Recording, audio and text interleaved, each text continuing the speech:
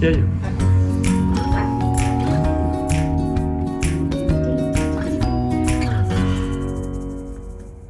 Welcome to Divorce Cafe, the podcast where we demystify, detangle, and hopefully detox the legal processes that follow a separation with the experts in the legal and legal adjacent world. I'm Shelley Fennell. And I'm Tina Henderson. Today we are talking about the partially subsidised mediation service called Family Dispute Resolution, or FDR. It was set up in 2013 to help parties otherwise headed to the courts to try and resolve an issue or a problem themselves. FDR is important because it is firstly a step you have to take before you can go to court, and second, because it is the last off-ramp before litigation. Our guest today has been an FDR since the initial pilot and has been involved in mediation and facilitation for 25 years. Gaye Greenwood, welcome to Divorce Cafe. Thank you. How did you get into mediation? Well, there are two events I can recall. One as a child and one as an adult. So as a child, I recall my parents talking about how they're going to fire my Fijian nanny as a 5-year-old in Fiji. This is the woman who had bathed me when I had English measles under a mosquito net. And I was really gutted that they could just let her go. So I went out into her bure. They said she was sulking, and I went out into her bure one morning and she was sleeping underneath the bed, the wire wove bed. You're probably too young to remember wire wove beds, which was sleeping underneath it. And I said, Savira, why are you under the bed? And she said, I don't like Mr. Tommy's silly bed, I like the floor. So I said to my mum and dad, you said she's unhappy, ask her about the bed. And what they'd done is, with the very best intentions, given her something that was good in their culture, but just didn't work for her. And just by suggesting they talk to her and give her a voice about what she liked, I realised I helped solve the problem. I got to keep Savira until I was like 8, and she's the person I used to play hide and seek with that collected me from school. So I've always been interested in assumptions that are made and mistakes people make because they assume that they know what other people want or need.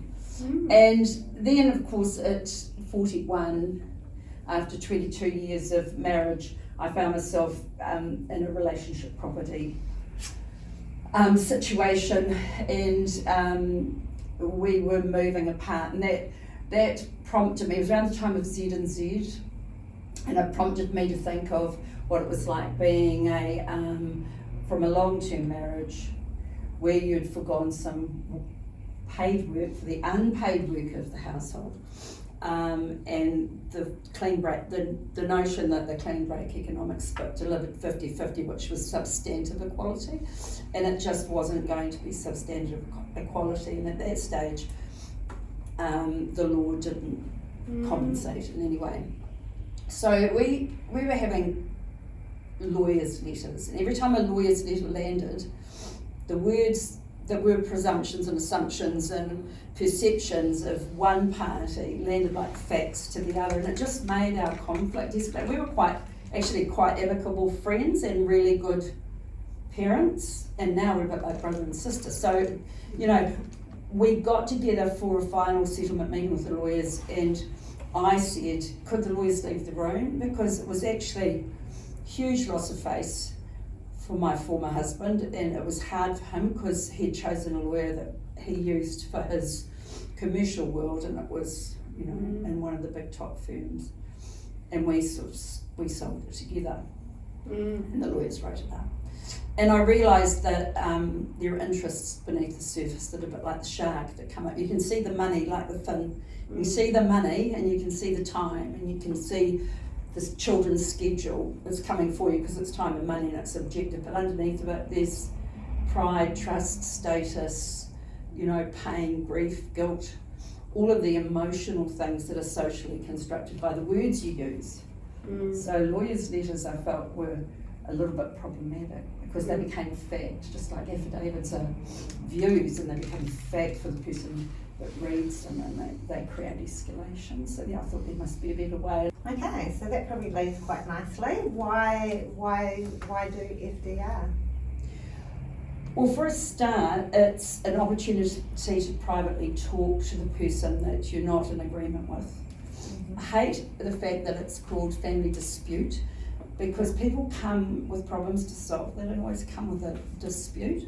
They can come after they've filed in court, they can be sent back by the court, but the really ideal thing is to come just to sit down and sort of make sense of a problem collaboratively and learn to negotiate in a collaborative way rather than bargain in a competitive way where you measure, you know, it's not a win-lose. We need to, and obviously the wonderful thing about FDR is it puts the children right at the centre. And then you've got a model for your ongoing relationship, because you don't stop having a relationship when you separate. So I don't always say this to people, because people go, you're not a mediator if you do it that way, but I've got a philosophy that it's an opportunity to learn to negotiate. So I taught MBA negotiation for over 20 years, and people would come in with huge portfolios, be worth millions, and be very cocky about doing their MBA, and say, you know, it's just about winning the argument and it's just about bargaining. By the time they left, I was getting letters saying, oh my goodness, you know, I've preserved this relationship with this client, I've just got an incredible salary increase because I've been able to point out my worth in a way that's not measurable, you know. So I think, yeah, people, and that you say property and you say time, they're measurable. But what's really, really important is you are in a relationship life, and don't get me started on the clean breaks, but it doesn't even exist. We almost talk about the clean break in every episode. Yes, the mythical clean break. Well, the thing is that you know, you will, I say to people, you will grandparent together, you might be at weddings and 21st and engagements, and your children need not have that knot in their tummy that you're going to be in the same place. It's really, really important. So you know, hopefully we do an analogy of the bus stop, you get back to being able to talk like you would at the bus stop to a friend at those functions. You're no longer the intimate partner, but you can be friendly, you know, and sometimes you end up doing Christmas Day together when you're 68 or something. And potentially share some of the celebration or the pride, you know, like a look at each other or whatever, to say this is our child that's getting married, getting a degree. So then we're responsive, you don't have the well, it's kind of, it's so important around identity, you know. If you can't, my daughter often says, if you can't love where you came from, you can't love yourself. So they have to be able to, you have to be able to create, you have to be able to market your children's other parent as a good person. Because that's half of their identity, right? So I always talk about, you know, you're half mum and they're half mum and they're half dad, and if they look at dad and he's denigrating mum, they see they perceive that there might be something not quite right with mum, and if mum's denigrating dad, and then they get to 13 or 14 and they go, well, she's flawed and he's flawed, there's no hope for me, and they're all covered in pimples and they're growing things all over their body and they're geeky and there's I always say to people, you might be the guardian of education, health, well-being, housing, all the rest of it. Actually, the most important thing is you're the guardian of children's self-efficacy and self-esteem. So self-efficacy being, I know I can solve a problem, I can solve problems, I can work things out. And that's really good for mental health. And then the self-esteem is, I'm proud to be who I am. So there's this, I love this Loyal Kana's lyrics in a rap. So raps often give you information about people who felt alienated in the world. And he makes the statement, you can't hate the roots of a tree and not hate the tree. So how can I hate my mother or father without hating them? So, you know, and he talks, I can't think until I know who I am. So I'm really interested in neuroscience. Brains don't work when people are in conflict. You can't think straight. So if this trickles out to children thinking there's something wrong with their parents and they're in conflict, this can go on for years, this conflict. They're not going to do well at school. You know, they're not going to be able to learn.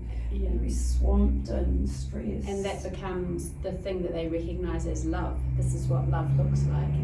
You know, and it doesn't model any kind of conflict resolution as well. If both of you are not moving and you can't actually solve a problem, then how on earth are your kids going to be able to solve a problem? You are, and their emotional maturity is constructed by watching you manage yours.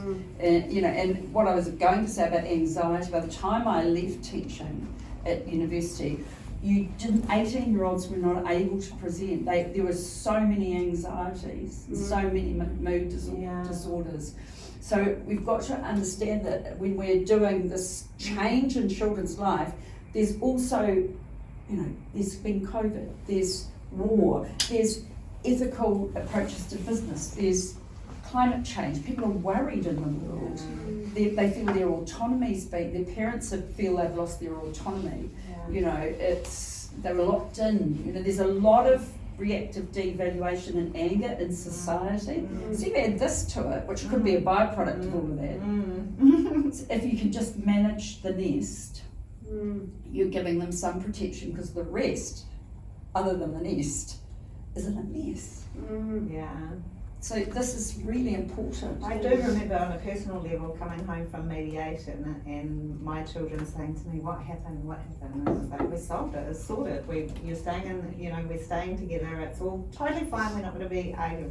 I think they were more thrilled than I was. They were so excited that we'd managed to come to a solution over the course of a day. And I thought they were oblivious to it, but they weren't. No. And they sense my relief as well, I think. In my, I always give people an example of some of the clauses that they might be able to have in their parenting plan or their guardianship agreement. The first thing is parenting protocols. When you talk about they knew, but we didn't think they knew. They can see it in your body. They can see the stress. They can hear the tone. They can hear your like or dislike of their other parent. They hear you on the phone to your friends. They hear you on the phone to your mum. They hear side conversations. The really worst thing about that, and this is why FDR is good, is that if you talk to your tribe, your community of friends, and make sense of your dispute with your partner, the other parent of your children, you are taking the risk that those friends, and I find this the most emotionally sad thing, at their dinner table in front of your children's friends at school, might talk about your dispute, and then the children go to school and a kid, an 8-year-old can say, oh, mum thinks your father's a loser. Wow, I never thought of that. So we tell our stories to make sense of them, but FDR gives you an opportunity to tell the story in a confidential way. And how can you attach to somebody that all your friends' parents thinks a loser? It's just so important how you make sense of the problems and where you make sense of them. So the next section is the basics, where we bring everybody up to the same level so they can take part in the conversation. Can you, and I'm talking about Shelley, no, just joking. Can you please tell us, what is family dispute resolution? What's the legal framework? Well, the legal framework is an opportunity for a menu of services to be provided before you go through the court process. So, it's section 12 of the Family Dispute Resolution Act 2013, and it calls on the Care of Children Act. You can go to, it provides mediation. Okay, FDR provides you with 12 hours of services, and the menu includes preparation for mediation if you need some sort of counselling or coaching and negotiation. It provides you, it can refer you to, at no cost of your hours, to parenting through separation course. I love it when people do that. They come with lots of information about how to behave towards their children. And then you can have child inclusive specialist talk with the children if you both agree and consent to that. And then you can have mediation with a mediator. But you get 12 hours. Your dispute is assessed for whether it's suitable for mediation by a case manager or a mediator. That might be a very short period of time, and then you can go with the appointed mediator through those 12 hours over the period of a year. You have to use it up within a year. And it'll cost you, if you earn less than if you have 5 children and you earn less than 77,000, you'll get it for free. It'll be funded. If you have 1 child and you earn less than 54, Probably not worth having the extra children just to no, get- that's right. But you know, the threshold's problematic because a lot of people haven't got the otherwise $448 each to pay, which is the partially funded. So the MOJ funds it. You pay a partial amount. If you earn too little, you get the whole 12 hours funding. So what you have to do under the Dispute Resolution Act is you have to make sure that there's no domestic violence that precludes people from participating. We'll talk about that later, because sometimes you can be sent back from the court with a protection order to mediation because they think that you might, or if a child might suggest you come back. But the suitability is will both parties participate? So the applicant is often very keen and the respondent's often not. You have people say, I'd rather get braces for my kid than pay $400 to talk to my ex, and then Those are some pretty cheap braces. yes.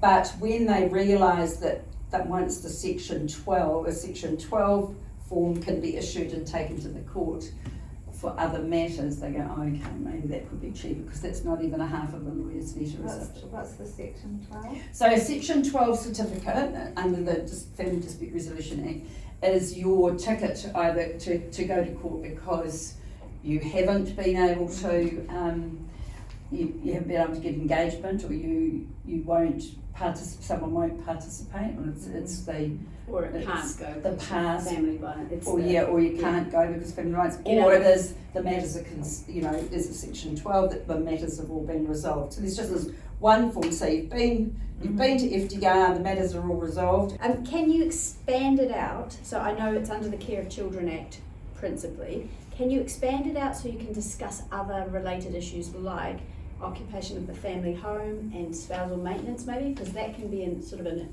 something that's happening at the same time. It's right, and I just wish we could Right. with spousal maintenance. But when it comes to relationship property and spousal maintenance, because they can be, used in the same legislation, it's really important that we know that there's legal advice being taken.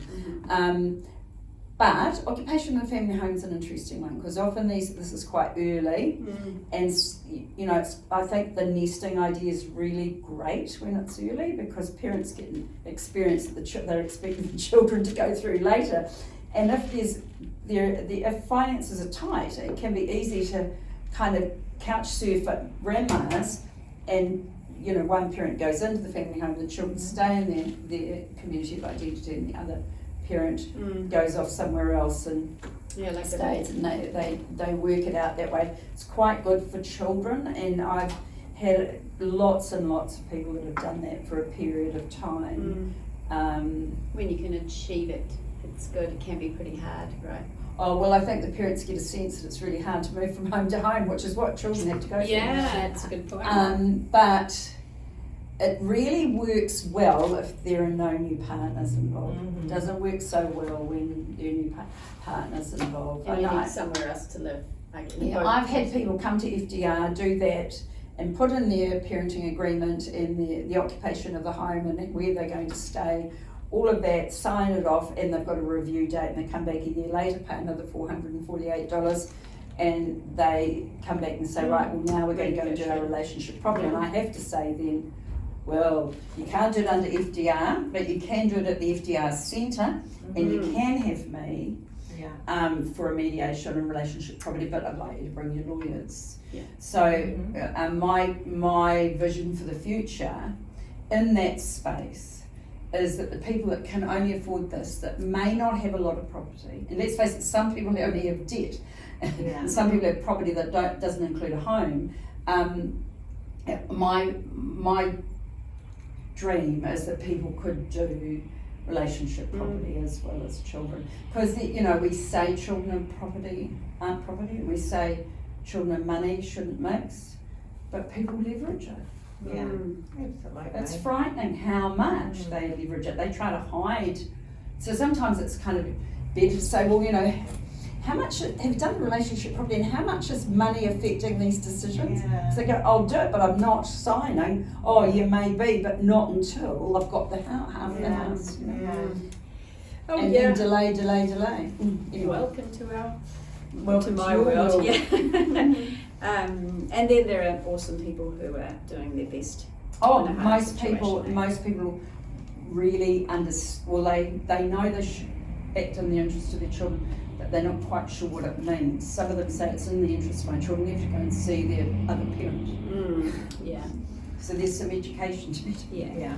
Okay. Okay, what can a participant expect?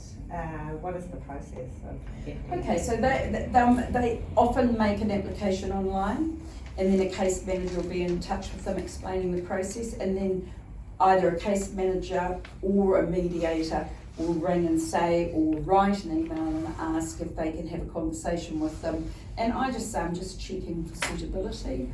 It's important that I know that this process is safe. I want to know, give me some context of why you've applied. Is it likely that the other party is going to, and I explain the process to them. So that's the beginning, that's an assessment.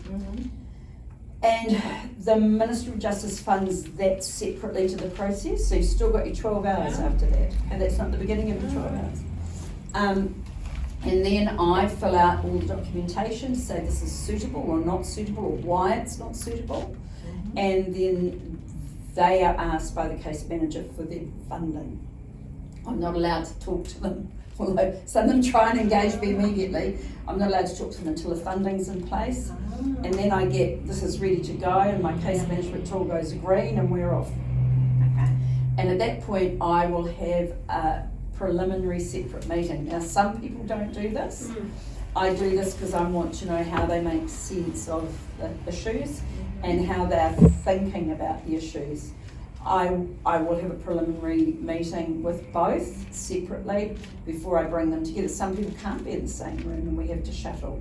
Some people, I have had a case where I did a shuttle and then the person, one of the parties claimed the other person didn't participate in mediation. But you have to be very careful that you explain participating in the process. It doesn't actually necessarily mean that people feel safe to be in the same room. I'll do everything I possibly can to get people in the same room. So we will sometimes do it. It might just be a few things. It might be what school are they going to next year? We can't make up our minds.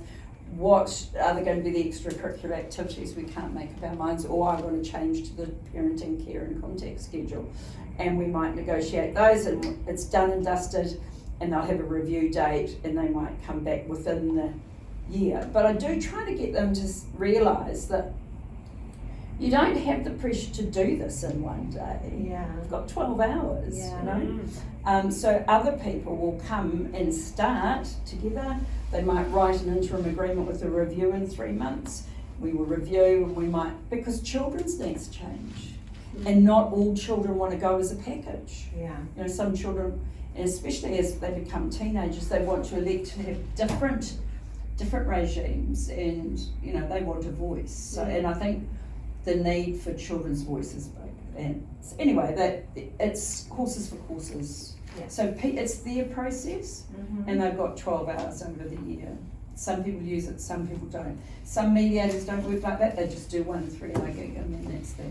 How and when would you include children in that process? Could you talk Children are always in the process. Okay, but they're not there on the day? No, so in the pilot, because I was on it took 8 years between the pilot in 2005 and 2013 to get the, to get the legislation through and to get it going. And we even on the pilot designed the agreements to mediate and the mediated agreements and all the processes.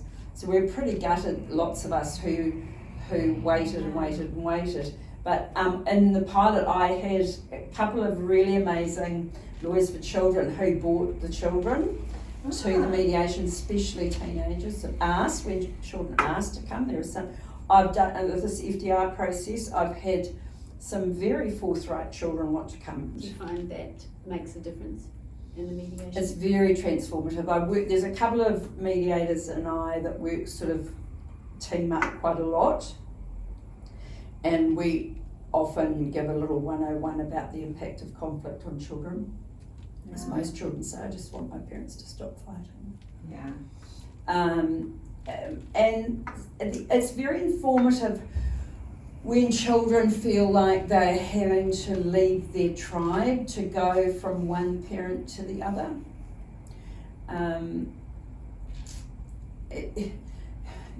You're with, sometimes they have organised their care and contact schedule so that they do all their week with one parent. I'm trying to be very careful about language here because it's not heteronormative, and it's not gendered. It could be dad, it could be mum, it could be two mummies, it could be two daddies, it could be whatever, and one's in Pukekohe and one's in Warkworth.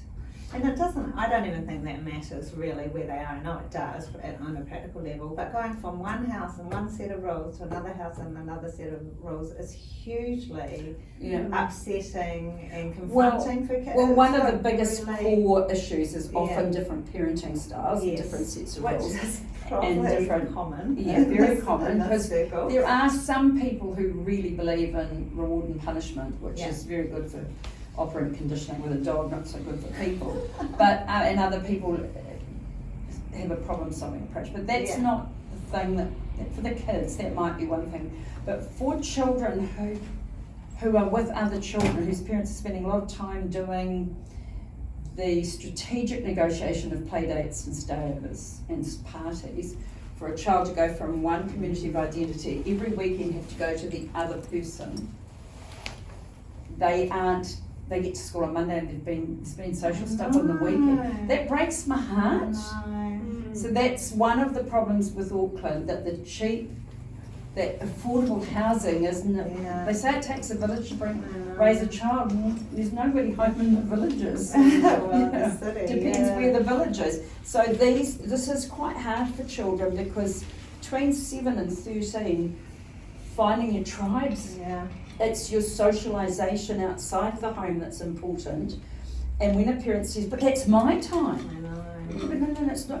Is it your time or is it the children's time with you? So they find out this is my time, this is my time. So let's get into the shoes of the children. So we talk about it not being a competition. A lot of children, there's a lot of video conferencing now. I can't see mum or dad, therefore I've got a 6 o'clock appointment with the iPad. And then mum or dad getting really hurt feelings because 6 o'clock comes and they're on Roblox or some Fortnite or they're at gymnastics or they're playing with their mates at the park. Or they're tired and they're lying on their bed. Or mum or dad say, I'm sorry, and people assume that mum or dad are blocking the relationship, and then we've got conflict and the child feels responsible. This is such dangerous territory. So we do a lot of work on that. And the big question is, how might we ensure you have a really strong attachment and relationship with your children without giving them responsibility for your emotions? So this is, we have to be really grown up here. Yes. So, moving on to, what can a person do to get the most out of the FDR process? Okay, they can prepare by knowing what's most important to them and why they're there, and they can think about what's important to their children rather than what's important to them for their children. I think when people break up and they're splitting from someone and children are involved, there's a huge amount of fear about who's going to be the favourite parent, and like you said before, where there's different parenting styles, I think that really comes to the fore, that the fun parent becomes the really fun parent and the other kind of rule parent maybe doesn't become so much, becomes even more so like that. And so there's that real worry about being the favourite parent and holding on to that idea that I have to behave in a certain way for my kids to love me enough. And some resentment perhaps of the other parent. Yes. The problem with that, the thing that needs reframing there is that we're here to give our children the love and the nest they need, Mhm. not for them to give it to us. It's not about us, right? And Yeah. the favourite parent thing is, you know, the traditional one is the sugar daddy thing, the poor fathers that used to only get them to take them to McDonald's, into the park, into the Yeah. circus, and give them sugar and money and whatever. I think sugar daddy is technically someone a little bit different, but Okay, we better just, write we that. just seen Barbie. But no, I get what you mean. Yes, the Well, daddy. That stereotype, Fun that day. stereotype's horrible. Yeah. And people talk about one parent having big, exciting experiences and the other Yeah. parent not. But actually, as they grow up, if it's been a competition, the children they have internalised that. Mm, Yeah. They've found coping strategies to deal with parents' emotions. mm, They have probably hidden their own emotions. They've probably become people pleasers. Yeah. And as young adults, they will have difficulty with intimate relationships. So that's got to be a red flag. Right. This is one of the things you can do at FDR, some common values, some common kind of ground rules for the way that you want your children to grow up. Yeah. You know, kind, smart, well educated, calm, free of anxiety. If you've had that competition when they Yeah. become adults, you will find on Christmas Day they'll go to the emotionally low maintenance parent. Not necessarily the parent that's been trying to win them over. They'll go where they can relax. Right. Yeah. So is part of it about get your own stuff sorted with a counsellor? Talk to someone about managing your own.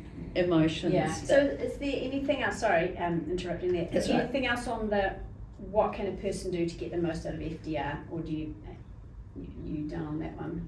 Well, You what said- can a you said person do? Know your what you want. Well, yes, I think you should know why you're coming, and you should be able to be really honest and authentic, and you should be prepared to be confidential, and you should be prepared to listen, because listening to, I think this is a really good opportunity to listen for something you haven't heard before from the other person that helped you have these children, and it's a good opportunity to hear more about the children and what they are doing and thinking, and you might discover something you didn't know. So I think it's a learning process. It's also an opportunity to learn to negotiate in a problem-solving way, not bargain to compete. So I think we are transforming people from bargaining to compete to problem-solving, and that's the best thing you can model for your children. Great. Right. Okay, what can a lawyer do to help this process? I think most lawyers are really more fundamentally encouraging FDR. Try to reduce the number of letters that go between the parties before they come to FDR, because letters frame reality, and you know what, I think I said it before, what might be a perception, an assumption or an opinion when it's written in a lawyer's letter becomes a fact that might get tabled in court. So like, just let's have this good faith, confidential sense-making conversation before we frame it with the fear of God of what could happen. And incur the cost of every single lawyer's letter as well. Yes, well that's, you know, they come very bitter to FDR when they've had to spend $1,500 to reply to something that just has really upset them and made them so fearful and angry, and the kind of the granulated range of emotions that getting a letter, an email, you know, it's some of these people are communicating in very aggressive ways by text, by email, and then there's a lawyer's letter and things just escalate. So why have to do a whole lot of de-escalation, get them relaxing? And that's often happening about property. It's why I'd like property to be happening concurrently. And the other thing is, please try not to delay communications. You know, there's a theory that if conflict just trickles on and you just slow them down, they'll erupt and solve it. I don't agree with that. I think the world is so stressful It is so stressful, and it's everything's immediate. Communication's immediate, so people don't understand why they don't get answers when it's just the flick of an email. It's just the flick of a text. Communication's speedy now. Why are lawyers so slow to get back? I've got a big caseload on. Well, it's interpreted as delay, and delay is like a rubber band of stress. Yeah. Okay. Yeah. Cool. Timeliness. Yeah. If an agreement is reached, what then? If it is reached, well, people can go and implement it, can't they? And then if they haven't used up their 12 hours, they can come back and tweak it. If it's not reached, we give them a Section 12 certificate and they can toddle off to the court. And we can suggest a settlement conference and legal representation so that it's not actually a fully, lodging in the court. So what are its limitations? What are FDR's limitations? What's one change that you would make if we could put you in charge? What could it be like? Okay, so I would include property negotiations as another arm to it. I think it gets in the way. Arm and a leg. Yeah. It's the thing is that it becomes, people do leverage it. They're not meant to, but they do. I think it should be a bit like collaborative law, where you sit a lot around the table and you start over a period of time resolving these issues. These are social structures, these relationships. I mean, housing, well-being of children. This is making a big difference in our society. It's huge. Absolutely huge, and it's protecting our family. Yeah, it'd be interesting to see if anyone's ever done one of those cost-benefit analyses. Every $1 spent on this, how much would it save if you could? Well, yeah, I think just learning that some of the basics of problem solving, Dewey's problem solving method which is what the mediators all trained to use, really, interest-based negotiation. If people learn to use that and model it at home, well, who? Yeah, it's a skill set that you haven't got from anywhere else. No, and it also makes you feel quite bulletproof. I can actually solve this for myself. So self-determination and learning through mediation is a huge value, of huge value. I agree. Okay, has MOJ, Ministry of Justice, done a review of how FDR is working? I know there's a request for information at the moment for stats, and I think that they're evaluating all the time. And I know that they are reviewing. Child inclusion stuff in a big way to extend that. We actually haven't got any publicly available documents on that yet, but I know that they're looking at a more systemic, holistic approach for children's interests. Because, people say it's not in my children's interest. I go, well, let's tell them best interest. What is that? What? And it's not clear to people, but it's emotional, economic, social, psychological, physical well-being. It's a whole system. It's complex. It's not binary. There's not, it's not a simple concept to explore. So that is one concept which is not really understood just by reading the legislation, and certainly neurologically we know children are suffering and their learning is suffering from conflict. If there's one thing we really know, parents in conflict has a detrimental effect on the development of children in all sorts of ways, and it's way beyond which house they live in, or which parent they might prefer to be with. And what do you say to complaints that mothers get the better deal or benefit from a gender bias against dads as fathers in FDR? Actually, scratch that one. No. It's okay. It's okay, because it is a perception, and I get that. I know that it's perceived that mum's attachment is more important in the early years, and I have a problem with fathers who won't come in and say, I want 50-50, and the child's still on the breast and it's 6 months old. I go, well, we'll have to sit down and have a think about this, really, And there's some perceptions that that's a gender bias, but really it's a bias about the child's development age and stage. So if you can get people to think about it not from that's my time with them, I should have it, and you can reframe it to it's the children's right to be nurtured, to have attachments to both of you, and how might we do this? It's not ripping them away from the breast and saying if I don't get them 50-50. It's about age and stage and what's right for children. It's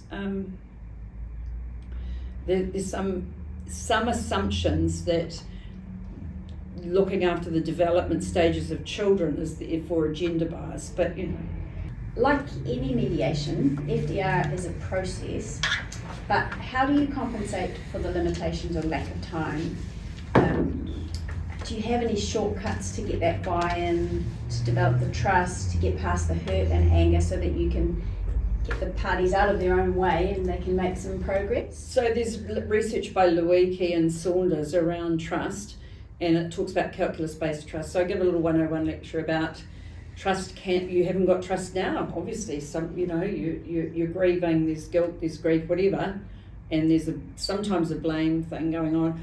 I talk about how if you build a parenting agreement and you do abide by it over time, I think it's about 33 instances of doing what you say you will do, you can rebuild trust. It's called calculus-based trust because it's counted. Okay, he, she did that, they delivered the children on time. And I always say whoever the children are leaving should deliver them, so you're not tearing children away.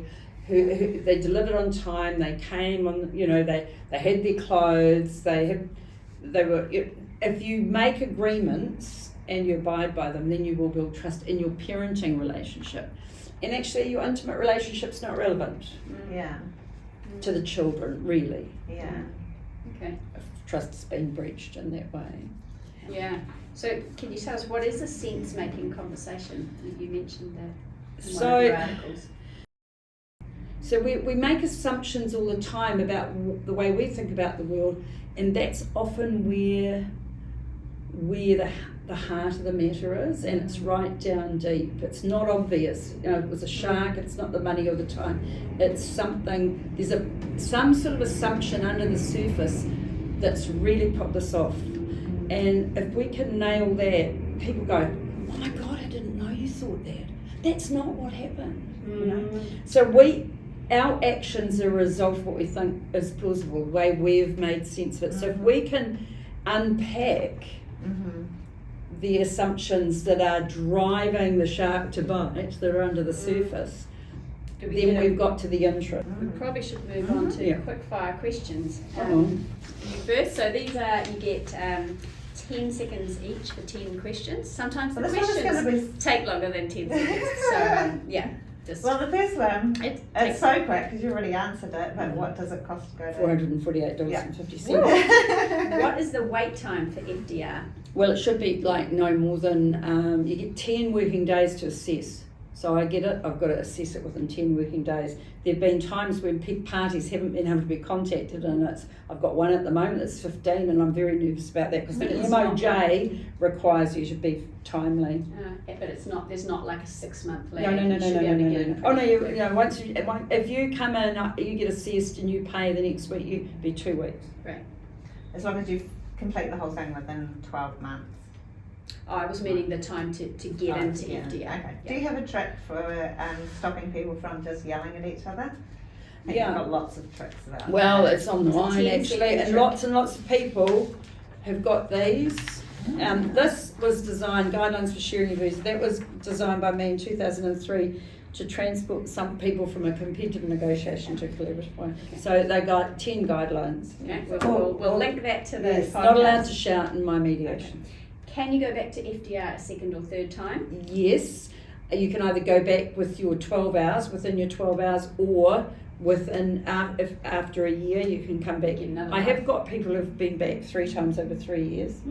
Do you have a trick for stopping children yelling at each other?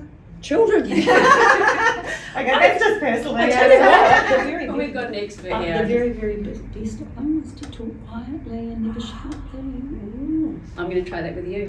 How many sessions do you get? Well, however many, 12 if you do them 1 hourly. How long does the process take? depends on the parties and their needs. So they get 12 hours of me or the other people on the menu. Just you've got to design it to fit the circumstances. What is the best bit of advice you would give someone going to FDR? One bit of advice. Listen. Oh, that's for life as well. Do you have to do FDR to go to court? Yep. Big yes. Okay. Who can use the service? E.g., can grandparents? Yes, lots of grandparents coming. Actually, it's very, very interesting. I won't go on too long, but there are lots of different ways to parent. And grandparents' styles are not acceptable for a lot of people, and it's leading to quite a few disputes and people withholding children from grandparents, which guts the grandparents. There's a lot of education to be done in that area. What would you say to people who are scared of going to FDR? What do you do to look after those people? Oh, prepare, and listen, and do it in different rooms if there's real fear. And it sounds like the fact that you meet people separately beforehand, that must always. be hugely I never put them in a valuable. room without meeting them separately beforehand. I always prepare people for mediation because for some reason they pair it with the family court, probably because the MOJ pays. But I just say we're just going to have a conversation. We're going to have a collaborative sense-making conversation. We're going to try and make sense of what's important. And if you're coming to fight with the isolate files, it's not an evidence-based process. So people come with evidence, and I go, Put away. Okay, so now we come to the section called the best question ever. So for you, Gaye Greenwood, best question ever. You're a non-lawyer surrounded by lawyers. So tell us, what are 3 things you've learned about lawyers that might surprise us? Oh, Now's your chance. Tell us, what could we learn about ourselves? Oh, look, I'm biased. Got lawyer kids. Great problem solvers, some of the most creative people in the world. I mean, getting into law schools really, you have to be quite competitive to get there. And so good at argumentation and drama and all the rest of it. And unfortunately, law schools teach you to win or lose an argument, and they spend a lot of time on litigation, and it's only 10% of your work. So I think there's a lot of room for more liberal arts papers, more neuroscience, more psychology, more other papers that give you insight, and alternative dispute resolution. But my experience of lawyers is that they're some of the best thinkers. Well, this has been Divorce Cafe. Thank you for listening. Hope you found something useful in that. Thank you so much, Gaye Greenwood, from Greenwood Mediation, and also in FDR Centre, for your expertise statement. So thank you for having me. Interesting. Awesome. Yeah, there'll be all sorts of stuff linked to the podcast. You can watch us on YouTube if you haven't already, and check out our other episodes. And join us next time.